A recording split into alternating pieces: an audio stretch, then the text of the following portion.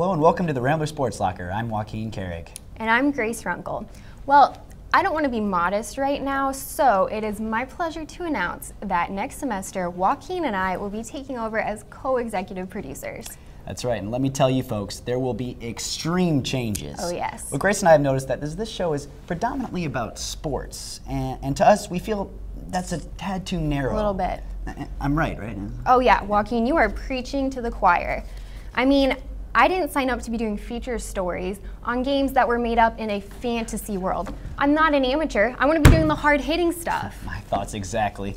Which is why beginning next semester, we will no longer be referred to as the Rambler Sports Locker.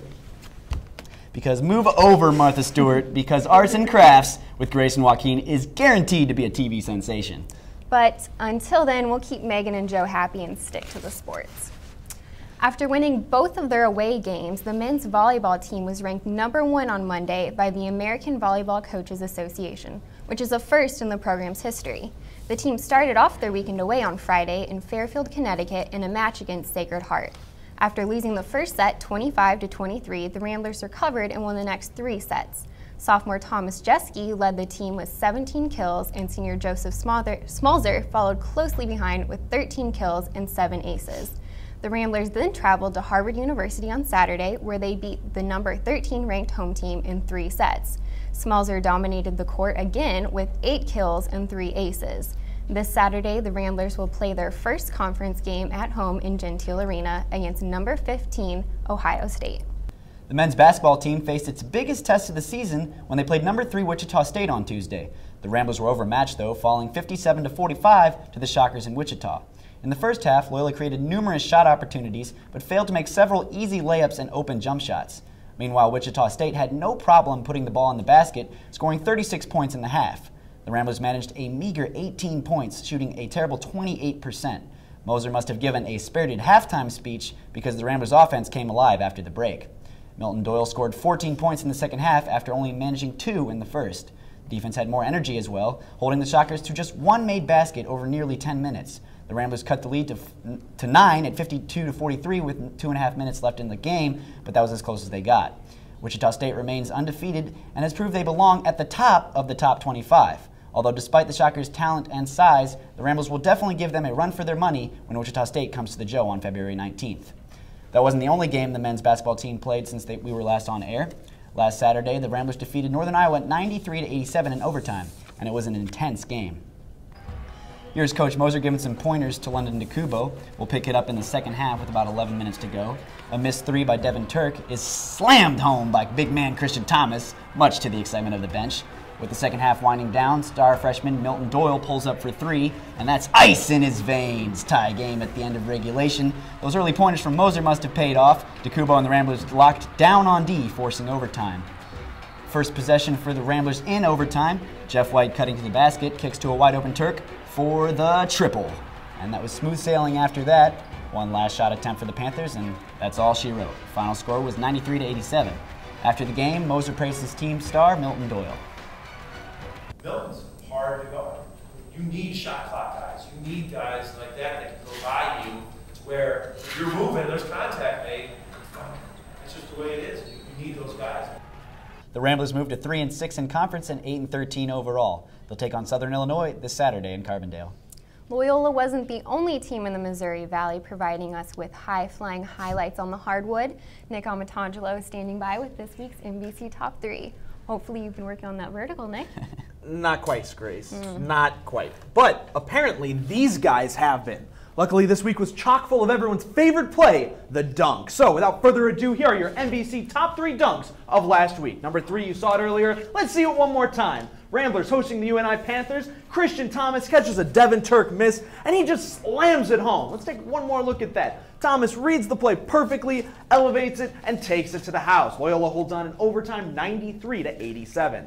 Number 2, Ramblers were on the right side of this list, but they were also on the wrong side of this list. Here against Wichita State, Coale Cotton with a huge alley-oop dunk after a perfect feed from teammate Nick Wiggins gives the Shockers an 8-point lead. Wichita uses a big first half to beat the Ramblers 57-45.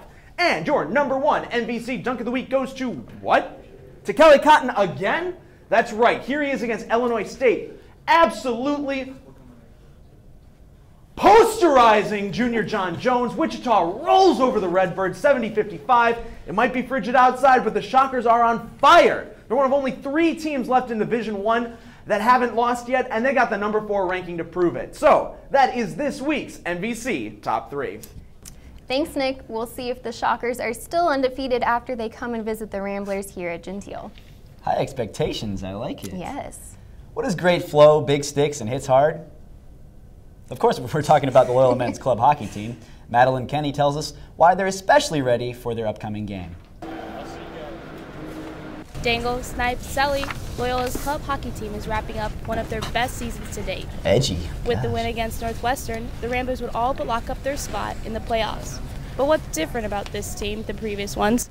Head coach Grant Riendeau believes that the team is more focused than ever. Am I going to get arrested? They realize that the discipline needs to be there in order to succeed. So I think that's been the biggest difference so far this year. While the team remains disciplined, the senior team captain, Michael Cronin, knows exactly what his team needs to do to achieve the team's goal of doing what the team has not done before. We're really excited for this game, so it's a must-win for us to get into the playoffs. But they won't be able to do it alone. Cronin, as well as fellow senior captain Nick Kemp, both stress the importance of energy, making a hyped home crowd crucial. Oh, a crowd would be great. I mean, there's nothing better than playing in front of a home crowd. Even when we have fan buses, it's really nice to have people out there cheering for us no matter what. So even if, just any crowd would be great. 5 people is better than no one. A fan bus will be available to students who wish to support the team as they take on their crosstown rivals, Northwestern. It's just fun to have people there that are supporting you and go wild when you score a goal or have a big hit. So it's definitely fun. It's something to respond to for sure. If all goes as planned, Kemp will be able to perform his new signature Selly. If I score in the outdoor game, this one the guy in Michigan a couple years ago, he played a violin like this. I'll probably do that. Jump into the glass maybe after, I don't know. If there's a big crowd, yeah, it's gonna be sick. For the Rambler Sports Locker, I'm Madeline Kenny. The fan bus costs $5 in advance or $10 at the time of departure on Saturday, February 8th. The indoor track and field teams had another successful weekend away, this time at Indiana University in the Gladstein Invitational. On Saturday, both junior Sam Pinzenstadler and senior Olivia Clark won their mile races. The men's team had 9 other top 10 finishes and the women's team another 5. Pinzenstadler's success continued on the final day of the Invitational when he won the 800 meter for the 2nd consecutive weekend. The women's 4x800 meter relay team finished 5th in their race, but broke the current school record in the event with a time of just over 9 minutes and 12 seconds. The Ramblers are heading back to Bloomington this weekend, where they will be running in the Indiana Relays. Women's basketball saw their 3-game win streak in conference play come to an end, while senior Troy Hambrick notched her 3rd straight double-double. The Ramblers fell 70-59 to Northern Iowa in Cedar Falls on Sunday. The Panthers jumped out to an early 20-10 lead and never looked back. Loyola trimmed the score to 5 points with about 2 minutes left to go in the first half, but that was as close as they got for the rest of the game. The Ramblers could not stop Northern Iowa's offense, which finished just under 45% from the field. The Panthers also made 9 3-pointers, while the Ramblers only managed 3. The lone bright spot for Loyola was Hambrick, who completed her 3rd double-double in as many games. The forward finished with 25 points and 10 rebounds, making it the 5th straight game Hambrick has scored at least 20 points. Meanwhile, the Ramblers have fallen to 8-11 overall and 4-3 in MVC play, putting them in 4th place in the conference. Swoops and company return to Gentile Arena to play Illinois State on Friday. Some of you may have noticed that giant wall built in the Hallis Recreation Center. Yeah, what is that thing? Our Ryan Coale got a chance to check it out. Mike, are you going up at all? Yeah. Which one do you want to try? A new indoor rock wall opened in the Hallis Recreation Center this past summer. For Loyola senior Chandler Duff, this meant an opportunity to get back into a sport she loved as a kid and to make friends with other students passionate about rock climbing. We help each other and we know the route, so we'll say, hey, you got one there, and so really just encouraging each other to challenge yourself and go up as much as you want, but not in a dangerous or setting like that. The wall offers climbers many challenging paths to choose from, with difficulty levels ranging from easy to expert. The safety commands are posted as a precautionary measure for climbers, but Duff says scrapes and bruises are common. Mainly climbing is inherently dangerous. We don't like to use the word safe only because we can't guarantee that. Like, we try to make it as safe as possible, but like I said, we don't say that word. The tape markers indicate the difficulty of the path, but climbers are encouraged to explore their own paths. Rockwall manager Dillon Burke says rock climbing is not only physically stimulating, but mentally demanding as well. Challenge by choice is the way we like to say. You can challenge yourself as much as you want. You can really push your limits when you're on the wall. Or if you want to just climb for leisure, you can do that too. Chandler Duff says climbing shoes, proper clothing, and stretching before a climb are essential for safety. If you want to try bouldering, which doesn't require a harness, you still need the right foot and headgear. The rock wall at House is free for all students, staff, and faculty to use, and the rental equipment, which includes harnesses, helmets, and shoes, is free to rent as well. The rock wall is a popular new attraction on the Lakeshore campus, and Hallis staff encourages students to try it. Just the more you go, the more you'll get used to it, and it really grows on you. Like many of the students who help manage the wall, Duff is excited to spend her free time teaching others how to rock climb before she graduates in May. From the Rambler Sports Locker, I'm Rianne Coale. The Hallis Rock Wall is open to all students. For hours and class times, check in with Hallis Front Desk. With the Olympics coming up, this is a great time to look back at some of our greatest American athletes of all time. And Megan, being that it is below zero and all ice out there, we want to hear about a famous skater because clearly they had the right idea. Oh, definitely. Getting a little tired of the cold out there, Grace? Let's just say skating across Lake Michigan to get out of here sounds like a good idea right about now. Well, luckily I have someone that can teach you just how to do that.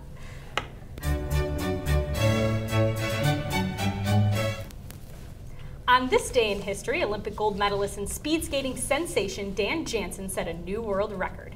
On January 30th, 1994, Jansen competed in the 500-meter race at the World Championships in Calgary, Canada. He finished the race with a time of 35.76 seconds and claimed the title as the first speed skater to break the 36-second barrier in the 500-meter. Jansen would go on that year to win his first gold medal in the 1994 Winter Olympics for the 1,000-meter race and set yet another world record. Jansen remains a fan favorite in American speed skating for his perseverance through several heartbreaks, the worst being his sister's death from leukemia on competition day of the 1988 Olympics. After his retirement in 1994, he began working as a speed skating commentator for CBS and at one time was a skating coach for the Chicago Blackhawks. What exactly does a CBS speed skating commentator do? He commentates people skating fast. Wow, that's really interesting. Seems good answer. To Good me. answer. Yeah. Apparently, you can get paid for that. So apparently, there is going to be no discussion of the Super Bowl in the Ramble. And I'm not big on sports, but I feel like that's something that we should be discussing. Am I crazy? In this case, Joaquin, and you know it pains me to say this, you are not crazy. I mean, I'm huge on sports, especially football, and we're doing a sports show. On Super Bowl week. And we're not discussing the Super Bowl. Well, I don't make the rules, for now at least. So take it away, Joe. Hey there. Welcome into this week's edition of the Weekly Ramble, the Super Bowl edition where we won't talk about the Super Bowl, live from the Brendan Bond Memorial Podium. To my left, the lovely Kristina Carbonara. And to my right, Milap Meta. Joe. Regular last name. Might I add that you're looking really swole today? Thank you. Dude, you could like grate meat with that hair. I can. It points towards the North Star, kind of like someone else on this show. Is that right? True, true. All right, so you know the rules to this game by now, but just in case you didn't, I'll give each of these two a question, and I'll decide who gets the point, and guess what? There's two questions. If there's a tie, there's a trivia question at the end. It's pretty simple. So like I said earlier, and like Joaquin alluded to, we're not going to talk about the Super Bowl on this Ramble because this is Chicago and we love to speculate. Besides, I'm pulling my best Marshawn Lynch. I'm not talking about the Super Bowl. We all know the Seahawks are going to win anyway. Right? Right? Seahawks No. I think so. I'm agreeing with Joe. All right, we're beyond Super Bowl now. So let's talk about a little bit of speculation because this is Chicago after all. I mean, the Bulls, they've been trying to tank, but they're actually pretty decent. I mean, we don't know what's going to happen with D-Rose. And then there's word out of New York that some guy named Melo, who's dropping like 62 over at Madison Square Garden, might want to come to Chicago. So is there any merit to this speculation? And what do you think the Bulls should do? I mean, they're probably going to amnesty Boozer, have a whole lot of money off the books. Should they go after Melo? Milap, what do you think? All right. Well, now obviously Carmelo is a phenomenal player, but there is no way that the Bulls should be going after Melo right now.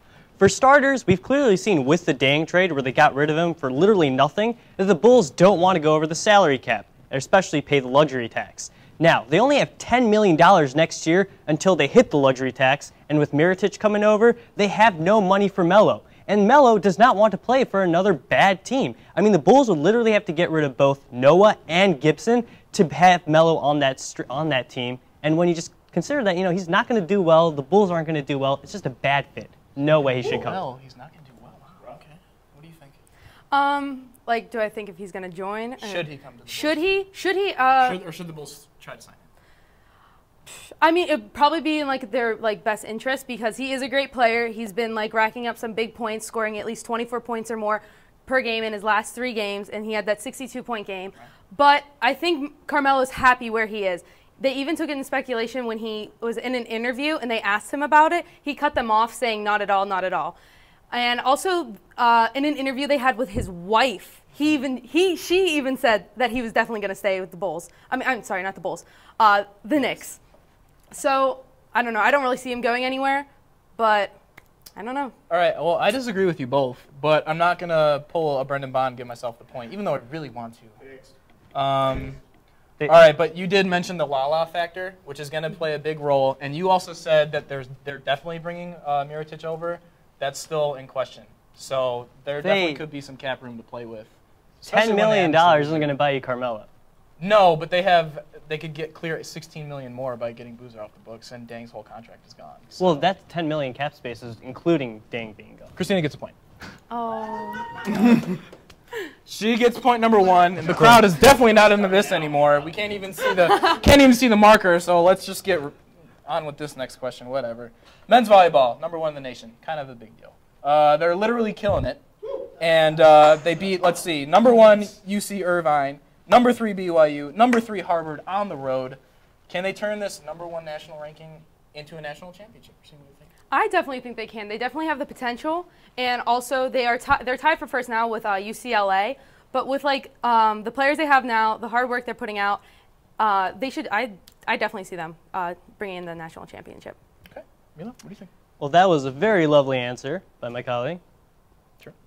Thanks, Mila. Thanks. I was talking to Joe out there, actually. And didn't say anything.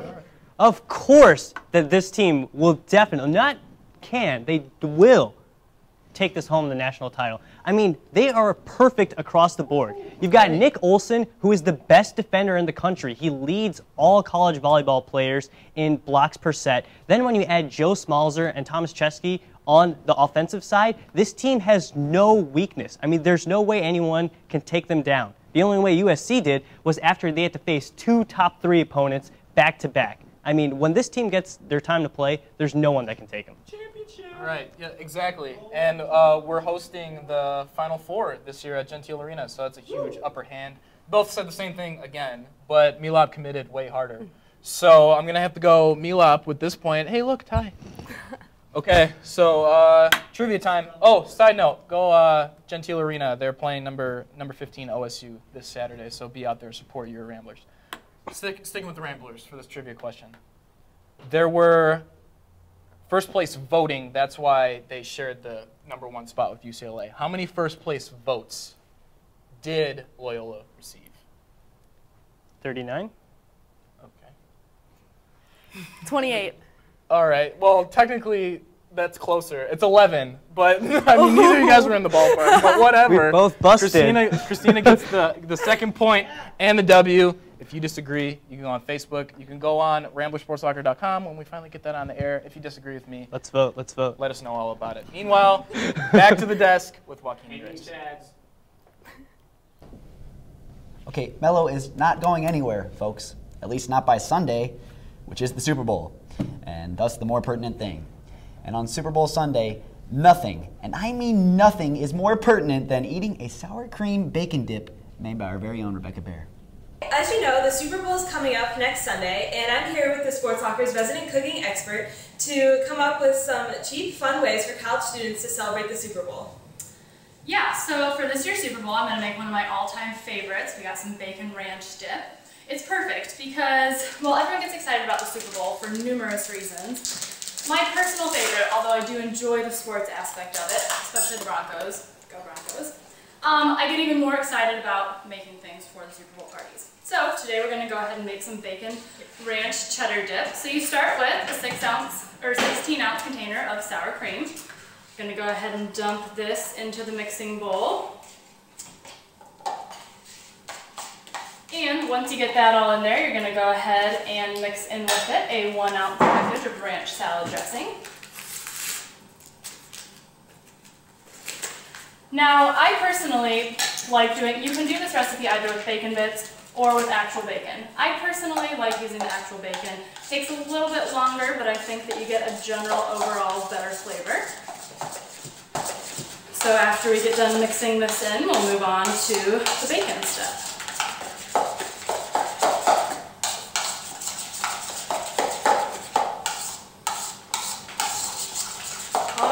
We'll go ahead and let those flavors combine and move on to. Alrighty, so now that the bacon is fried, we'll go ahead and chop it into little pieces and add it to our dip.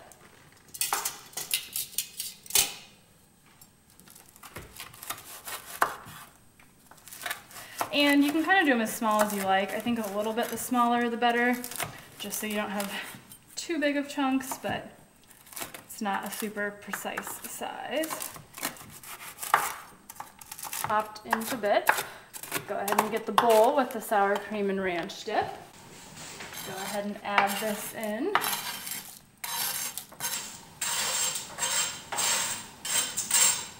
And then we can go ahead and mix in the bacon along with 1 cup of cheddar cheese.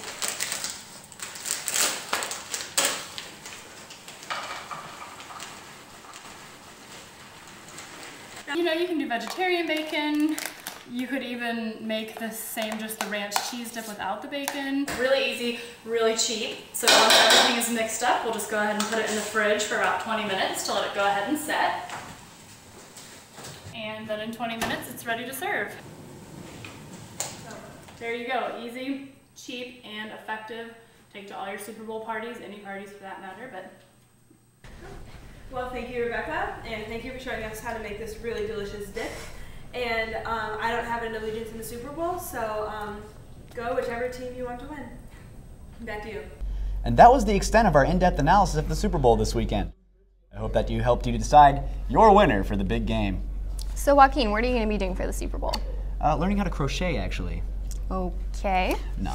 Nick Amatangelo is throwing a Super Bowl party, so I'm going to eat some wings, watch some mediocre ads, and see Peyton Manning win his 2nd ring when he beats the Seahawks this Sunday. What about you? Wait a second. You said Nick's throwing a Super Bowl party? Did I say that? Yeah, a little bit. Remember to follow us on Facebook and Twitter using the handles that you see below, and put RamblerSportsLocker.com on your favorite list. We promise it's coming soon. I'm Joaquin Carrig. And I'm Grace Runkel. Enjoy your Super Bowl Sunday, and don't forget to turn out the lights.